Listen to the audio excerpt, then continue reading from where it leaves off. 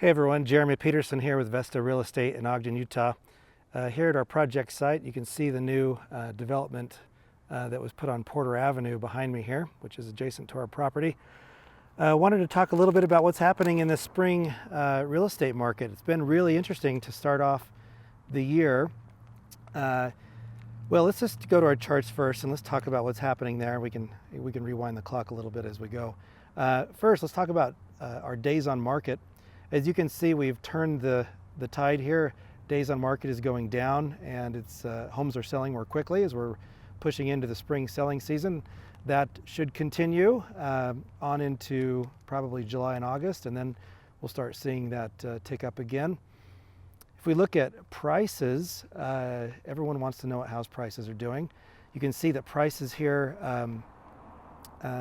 they are increasing, which is normal. We typically have a bump early in the year, although you might notice that the bump this year isn't as high as it's been in years past, and there's some reasons for that. We'll talk about that in a moment.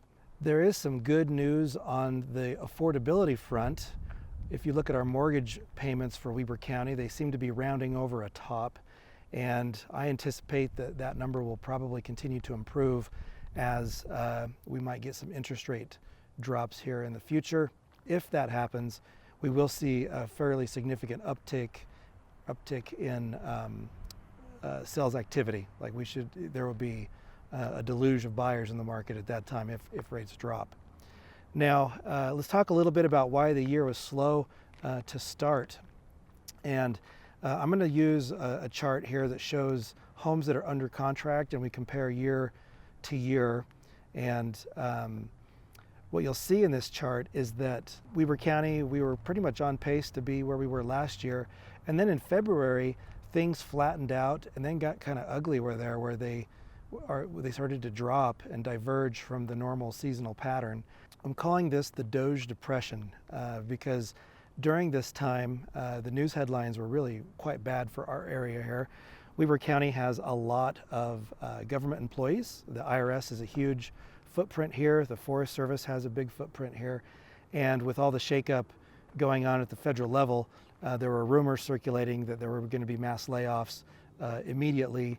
And in fact, some of the facilities for the IRS were put on the list of buildings that would be for sale by the federal government, which kind of was an ominous sign.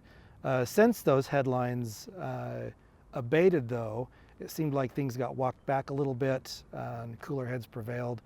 And since that time, in the beginning of March, the market has caught up. And so we're now back to where we were last year with homes that are under contract. And it seems like the market is in good spirits at the present moment, even though we might be a little shell-shocked from everything that happened back in February. So at this point, there's some good news headlines about hiring. We've got Amazon, which is opening its warehouse finally. It's been sitting there vacant for several years. They're going to be opening that up for employment, and there should be about 5,000 jobs for that facility that will be new to the community.